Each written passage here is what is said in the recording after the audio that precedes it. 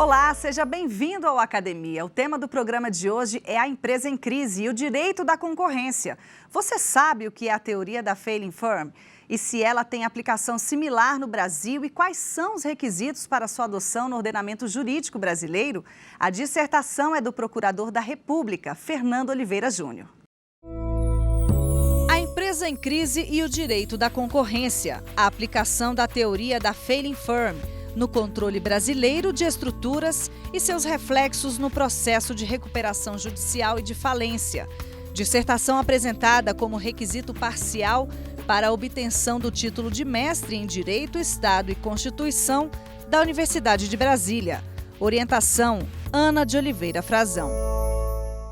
E para participar do debate que acontece no segundo bloco, estão aqui Marcelo Maciel, mestre em Direito, e Daniel Rebelo, mestre em Direito. E para entender melhor o assunto, vamos a um breve resumo. De janeiro a agosto de 2016, 1.235 empresas, em sua maioria micro e pequenas, entraram com o pedido de recuperação judicial. O número é 61,2% maior que no mesmo período do ano passado. Um recorde histórico desde a entrada em vigor da nova Lei de Falências, em junho de 2005. Nesse cenário, Fernando Oliveira Júnior discute, à luz das normas constitucionais e infraconstitucionais brasileiras, os princípios da livre concorrência e da preservação das empresas. A pesquisa defende a aplicação da teoria Failing Firm, usada nos Estados Unidos e em outros países, adaptada à realidade jurídica brasileira. Fernando, seja bem-vindo ao Academia. Eu que agradeço, Giovana, a oportunidade da Justiça estar aqui. É um prazer enorme debater um tema tão importante para mim, empresa em crise e direito da concorrência. Agradeço também aos debatedores e cumprimento o público em casa que está nos assistindo. Ok. Fernando, o número de empresas com pedidos de recuperação judicial são alarmantes, né? Então, assim, antes de falarmos da teoria Failing Firm, eu queria que você explicasse um pouquinho para a gente o que é uma empresa em recuperação judicial, quando é que isso acontece? Em cenários de crise é muito importante que o ordenamento jurídico tenha instrumentos, institutos para viabilizar a empresa se recuperar. Em 2005, houve uma mudança legislativa no Brasil, surgiu a nova Lei de Falência e Recuperação, que trouxe alguns institutos no lugar de outros que eram muito criticados na legislação anterior, que era concordata. Esse instituto a que você se referiu, a recuperação judicial, é um instituto que tenta propiciar à empresa em crise a recuperação. É apresentado um plano para ser aprovado por um Conselho de Credores, Comitê de Credores, e uma vez aprovado esse plano, tem todo um processo para que se tente a recuperação da empresa. Mas não é só na falência. A crise da empresa abarca vários setores do direito e de várias áreas de conhecimento jurídico, e não jurídico, inclusive, também. Então, é importante que não só o direito empresarial falimentar tenha institutos próprios para essa recuperação, mas, por exemplo, também o direito concorrencial econômico, que é aí que está o assunto do trabalho, que é a teoria da Failing Firm. Uhum. Bom, e agora a gente pode entrar, né? Claro. O que é a teoria da Failing Firm, que é usada em outros países, né? Como que você fez essa conexão com a legislação brasileira? Perfeito. A teoria da Failing Firm tem aplicação no bojo da análise de atos e concentrações apresentados ao CAD. A análise de atos o direito antitrust, de uma maneira geral, não só do Brasil, é dividido em dois grandes segmentos. Análise de condutas, controle de condutas, que é o cartel, o preço predatório, e análise de atos de concentração, quando uma empresa realiza alguma operação, fusão, aquisição ou algum contrato associativo, cumprido determinados requisitos, essa operação deve ser submetida à aprovação do CAD. A Failing Firm surge nesse contexto de análise de ato de concentração, quando uma das empresas envolvidas na operação sofre uma grave crise econômica financeira que vai levar à sua insolvência. E quando somente aquela operação é a opção para resolver o problema daquela empresa. Nesses cenários, não só o CAD, autoridades antitrust do mundo todo, o trabalho estudou 7 jurisdições, tendem a aprovar a operação, claro, tem alguns outros requisitos, porque não verificam prejuízo à concorrência diante daquela situação de crise da empresa. Bom, é um momento muito delicado, né? Da empresa, dos funcionários, de tudo que cerca essa empresa. É por isso que você fala muito na importância de se preservar a dignidade da pessoa humana e da justiça social. A crise empresarial é um problema sério e muito pouco debatido pela doutrina jurídica. Talvez porque envolva conhecimentos de diversos segmentos do direito. Direito empresarial, falimentar, direito econômico concorrencial, também direito constitucional, também direito administrativo, mas não só isso. Outras áreas do conhecimento humano também, no cenário de crise é preciso você debater. Administração, contabilidade, economia, psicologia para motivar os funcionários.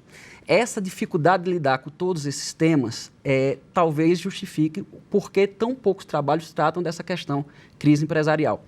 E no cerne disso tudo, que é o vetor que indica por que tem que se dar uma solução rápida, por que os organismos jurídicos, os órgãos jurídicos têm que conversar de maneira a propiciar a melhor recuperação da empresa, está a dignidade da pessoa humana. É como se fosse um vetor em que tanto o CAD como o juiz de falência tem que se orientar para que seja dado um processo célere de recuperação em vistas desse fim último, que é a dignidade. É um fim constitucional, um princípio constitucional. No Brasil, a legislação prevê esse cuidado? No ano de 2016, o CAD lançou o Guia de Concentrações Horizontais, em que trouxe a previsão da teoria da Felifarm. Então, agora, não apenas tem um instituto relativamente novo, a lei de falência já data já desde 2005, mas também no âmbito do CAD, do antitruste, direito da concorrência, tem a previsão específica da teoria da Felifarm e de alguns requisitos que, uma vez cumpridos, possibilitam o CAD a aprovação da operação. Hoje, o arcabouço jurídico do Brasil traz essa teoria prevista num guia de concentração horizontal do CAD.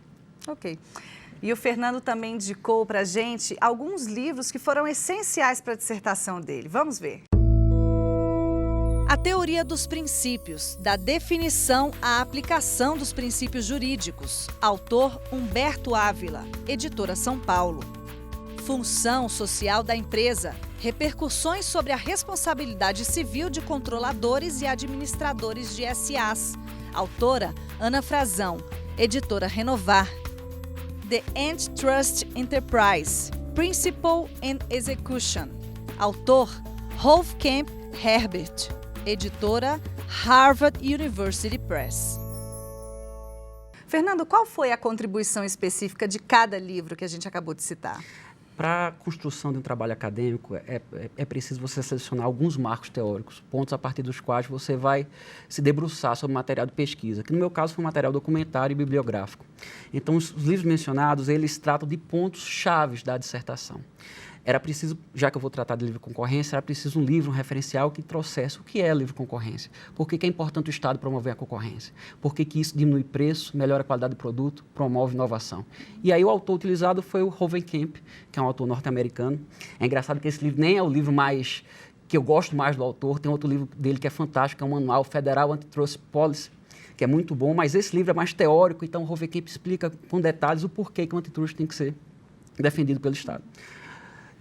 Também na outra vertente de polo central da dissertação era preciso tratar da função social da empresa. E tem vários autores de renome no Brasil que tratam muito bem do assunto, o professor Fábio Comparato, o professor Fábio Lua. Mas eu acho que esse livro da professora Ana Frazão, que trata da função social da empresa e de implicações para a responsabilidade de administradores da sociedade anônima, é a melhor obra que tem no Brasil sobre o tema.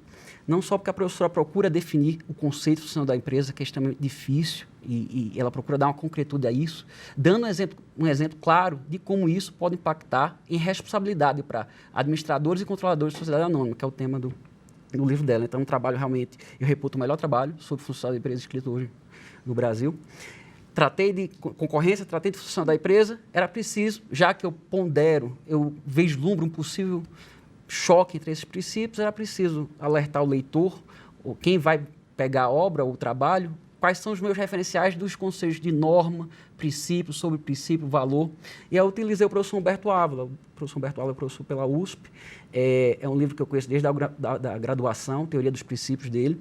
E é um livro de referência sobre o assunto. Então, esses três livros, um que trata sobre o que é concorrência, por que é importante defender a concorrência. Outro que trata sobre por que é importante a função social da empresa. E o outro que vislumbra conceitos básicos para um eventual choque. Esses três livros foram muito importantes para poder desenvolver o trabalho e chegar ao resultado que chegou. Ok, agora que a gente entendeu um pouquinho sobre a bibliografia usada, né, de uma forma ampla o seu trabalho, eu abro espaço para que você seja um pouco mais específico e faça um resumo da sua dissertação. Eu vou tentar ser o máximo sucinto possível, mas você sabe que geralmente acadêmico tem uma paixão pelo que escreve, mas eu prometo que eu vou tentar ser conciso. O objetivo do trabalho era tratar sobre a teoria da Felifarm no Brasil, à luz das normas constitucionais e constitucionais brasileiras. E desde o início eu estabeleci algumas perguntas que deveriam ser respondidas. O que é a teoria da Felifarm? Essa teoria tem ou não aplicação no Brasil? Se tiver, quais são os requisitos para aplicá-la? em aplicando ela, é possível vislumbrar algum conflito entre função social da empresa e livre concorrência? E se houver conflito, qual princípio deve prevalecer? Estabelecidas essas perguntas e com base nos autores mencionados como marco teórico, eu me debrucei sobre, sobretudo, documentos das autoridades antitruste. Houve uma preocupação muito grande de que o trabalho tivesse um viés prático. O que as autoridades antitruste, não só no Brasil, mas de outras jurisdições, Estados Unidos, European Commission, na Europa, Reino Unido, Alemanha, África do Sul, Japão, Chile, o que eles entendem da teoria. Então, teve essa preocupação de ter um aspecto prático. Foi analisado esse material, essas decisões proferidas por esses órgãos, e também livros que tratam sobre o tema. Na questão dos livros, são muito poucas obras que tratam sobre o assunto. No Brasil, eu realmente não conheço, tirando o livro que eu lancei em 2016, eu não conheço outro livro específico sobre Feili Furman, e são muito mais comuns artigos. Então, foi esse o contexto para tentar justificar por que a teoria da Feili Furman tem que ser aplicada no país. Ok, muito obrigada pela sua exposição. Vamos agora para um breve intervalo e já retornamos, porque tem debate aqui no Academia.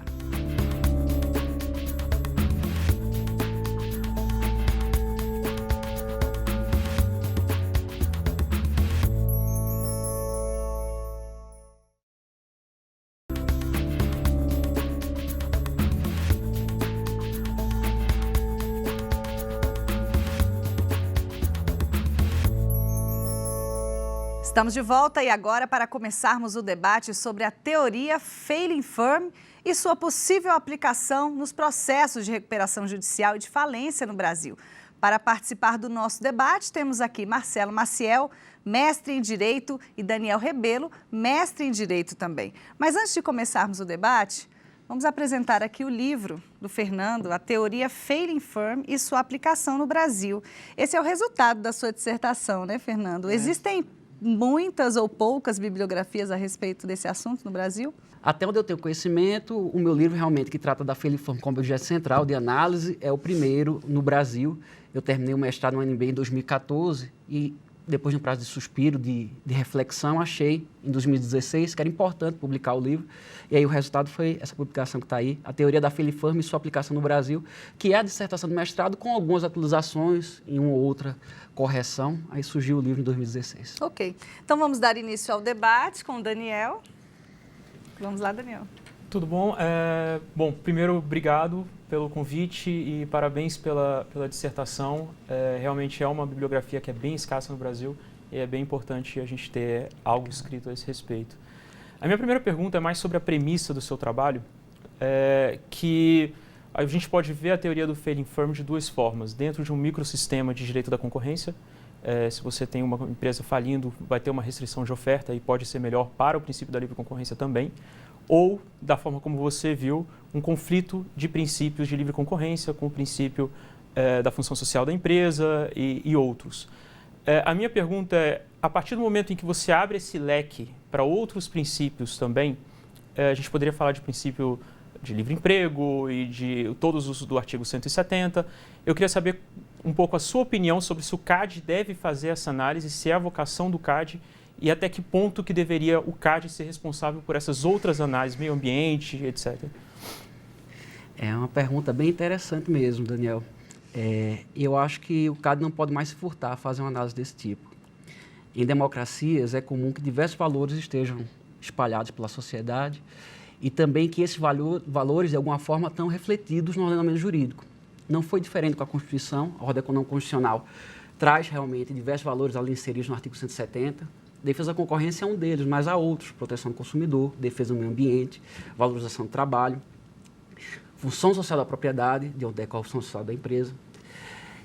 Então, está na hora do CAD decidir, avaliar. Na minha análise de área de concentração, como órgão judicante, autoridade administrativa responsável para decidir conflitos, esses outros valores, princípios, influenciam na minha análise. No caso específico da Feili Furman, teoria da Feili Furman, à luz do ordenamento jurídico brasileiro, sobretudo da Constituição, da ordem econômica constitucional e das normas infraconstitucionais da 2529, nada indica que isso seja uma exceção, que o CAD não pondere outros valores, outros princípios próprios de uma ordem democrática. E eu não tenho dúvidas, eu sei que não só o CAD, mas autoridades antitruste no mundo todo têm dificuldade de trazer outros valores para a análise antitruste. Não é a peculiaridade do CAD isso. Na análise que eu fiz, inclusive com outras 7 jurisdições, todas são muito reticentes a aplicar a teoria da Fairley-Firm, porque a doutrina reconhece na teoria justamente essa possibilidade de abertura para outros valores. No caso específico aqui, função social da empresa, preservação da empresa. Boa pergunta. O CAD está preparado para isso? Não sei. Mas se o CAD não começar a analisar esse assunto, corre um risco muito grande de legitimidade da política antitruste no Brasil. Começa ela a ser questionada e começa a ser questionado se o CAD é o locus adequado para debater esses temas.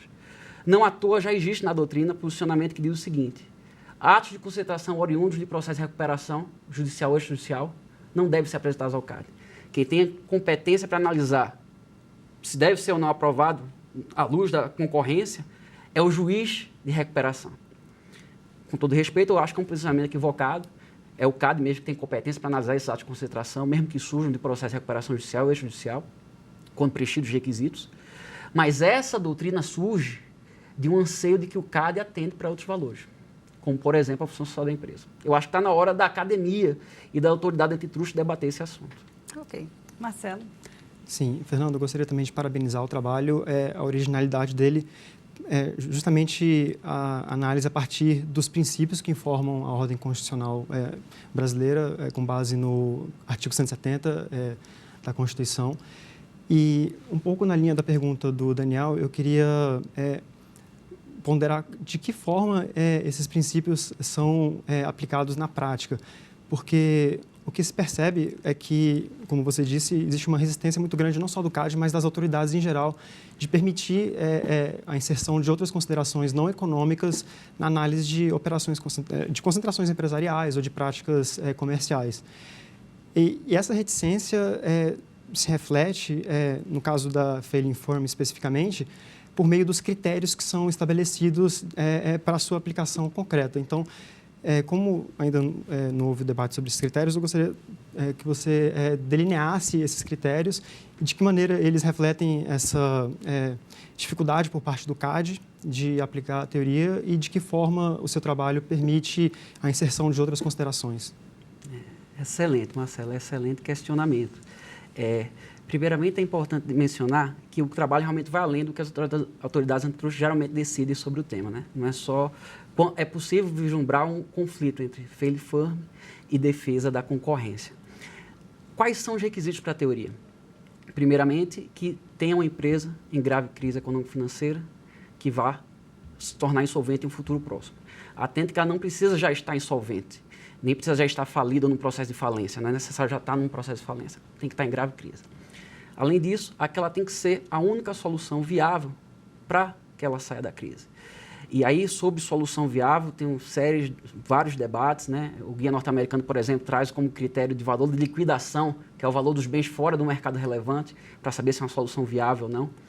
Mas são critérios que são muito restritos, pelo menos são aplicados de maneira muito restrita à autoridade antitruste, que ela tem realmente o receio de trazer esse debate de outros valores para a análise antitruste.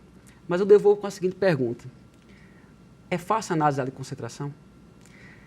Você, a partir de um cenário presente, prever um cenário de mercado futuro, definir mercado relevante, estimar a participação do mercado, verificar eficiências, que tipo de eficiência tem que ser analisada, de que forma vai ser repartida para o consumidor. Eu, sinceramente, acho que trazer outros valores numa democracia constitucionalmente postos não vai trazer uma dificuldade muito maior do que a dificuldade já existente no ordenamento jurídico para aplicar valores econômicos, critérios econômicos, que já é hoje no ato de concentração do CAD. Me permite ir além. Não é questão de opção, é questão de determinação constitucional. O artigo 170, ao prever esses princípios, implica a necessidade da autoridade antitruste avaliá-los também, no contexto de ato de concentração. E no caso da função social da empresa, já temos uma teoria que trata do assunto, basta só sistematizá-la e aplicá-la. Eu faço uma sugestão de aplicação. Ok. Daniel? Obrigado. Voltando um pouco para uma questão que você falou agora, o guia novo, o guia de análise horizontal do CAD, guia H, ele previu a Fairley-Firm e estabeleceu como um dos requisitos que os ativos não pudessem ser recuperados em um processo de falência ou recuperação. A sua teoria é um pouco mais liberal, ela não requer que a empresa esteja em um processo de falência ou de recuperação, simplesmente um processo de uma grave crise. Eu queria que você discorresse um pouco sobre essa diferença da sua tese e o caminho que foi seguido pelo Guia H e falasse um pouco também sobre o ônus da prova. Quem que teria o ônus de realmente provar que a empresa está em grave crise, principalmente considerando que existe uma assimetria de informação bastante grande entre o CAD e a empresa. Fantástico, Daniel. Não sou só eu. Na verdade, todas as autoridades antitrust estudadas, nenhuma delas exige que haja um processo de recuperação, um processo falimentar para que a teoria seja aplicada. É possível uma análise, a partir na forma como está escrito o requisito no guia de concentração, novo guia de concentração do CAD, lançado em 2016, é possível essa análise que você está fazendo de que só quando iniciado um processo de recuperação. Mas pelo próprio histórico da teoria no mundo todo e pela forma como a teoria é tradicionalmente aplicada, como eu me posiciono no livro e como outras autoridades se posicionam, não é preciso ter um processo de recuperação. Basta uma grave crise econômico-financeira que vai levar a empresa à insolvência. Esse é um primeiro ponto. E eu não tenho dúvida, também menciono isso no livro, que o ônus da prova é totalmente dos requerentes, de quem apresenta o ato de concentração. E aqui, é claro, nós que lidamos com a matéria sabemos que tem uma simetria de informação muito grande em quem está na empresa e conhece o mercado em relação à autoridade antitrust. E é por isso que muitas das vezes, no mundo todo, para a aplicação da teoria, são necessários estudos independentes, auditorias independentes, para mostrar que realmente tem uma situação de crise na empresa, realmente tem uma situação de failing ali presente. Mas o ônus da prova, respondendo direto a sua pergunta, é realmente dos requerentes. Eles que têm que demonstrar que os requisitos estão preenchidos. Ok. Marcelo. Eu li a sua dissertação e fiquei pensando em que situações a teoria poderia ser aplicada de maneira mais evidente. E tem um trecho lá do seu trabalho em que você menciona não a empresa individualmente considerada que está em processo de falência ou em vias de falir, mas a própria economia como um todo está passando por um período de crise. E você menciona que não existe uma diferença na prática entre a aplicação da teoria nesse tipo de cenário, mas eu fiquei pensando na situação do banco Lehman Brothers, por exemplo. Uma situação de risco sistêmico em que aquele banco, se não for resgatado por um outro banco, ou pelo governo, e se ele vier a falir como faliu, causaria um grave dano à economia como um todo, e aos consumidores e à sociedade. Então, existem situações em que a teoria pode ser aplicada de maneira mais evidente do que outras? Perfeito, Marcelo. Esse caso do Lehman Brothers é um caso que ressalta bem a função social da empresa, instituição financeira, por causa do risco sistêmico. É um caso exemplar, mas tem um outro caso que eu gosto muito de citar, de mencionar, que ressalta muito mais, tanto quanto o Lehman Brothers ressalta a necessidade do CAD começar a apoderar outros valores. Suponhamos, vamos colocar o problema próximo de nós, suponhamos que tenhamos uma empresa de produção de energia elétrica nuclear, produção de energia nuclear, aqui, na Praça dos Três Poderes. Se colocarmos muito longe, talvez não despertamos para o problema.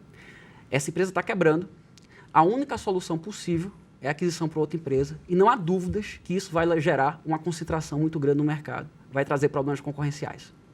Ocorre que, se essa empresa quebrar, se constata, se sabe que tem um risco muito grande de dano, enfim, acidente nuclear, dano ambiental, risco de vidas. O CAD não vai analisar isso. O CAD vai reprovar essa operação porque houve uma concentração. O CAD não vai de nenhuma forma mensurar esses outros valores que estão todos preservados na Constituição. Aqui a função social da empresa se confunde, se junta também a outro princípio da preservação do meio ambiente. Mas é nessa linha que vai o trabalho. O CAD tem que estar aberto para a função social, para outros valores constitucionalmente postos, e isso tem que começar a ser discutido no âmbito da autoridade antitrust do Brasil.